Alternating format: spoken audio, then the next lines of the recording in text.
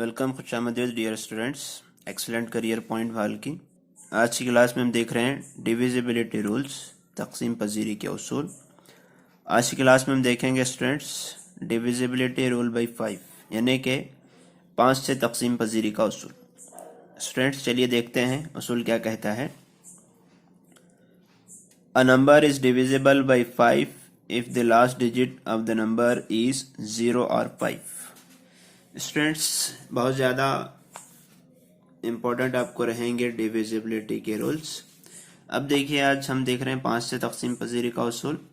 5 से तकसीम पजीरी के उसूल के लिए देखिए नंबर के आखिर में 0 और 5 रहा तो वो अदद 5 से मुकम्मल तौर पर तकसीम होता है। चलिए एग्जाम्पल देखिए स्टूडेंट्स। 50 आखिरी का अदद क्या है, 0 है, तो हम कहेंगे कि यह अदद 5 से मुकम्मल तौर पर तकसीम होता है। अब देखिए स्टूडेंट्स 95 आखिरी में देखिए स्टूडेंट्स 5 है और हम कहेंगे कि ये 5 से मुकम्मल तौर पर तकसीम होता है।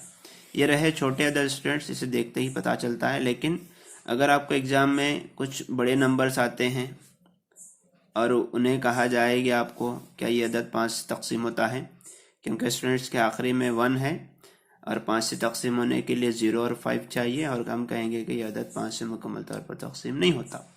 इसी तरह से स्टूडेंट्स अगर आपको कहा जाए 1024580, अब बताइए क्या ये अदद 5 से मुकम्मल तौर पर तकसीम है?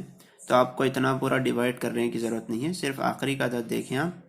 आखिरी में 0 है, 0 या 5 रहना है। 0 है तो हम कहेंगे कि 5 से मुकम्मल तौर पर तकसीम होता है।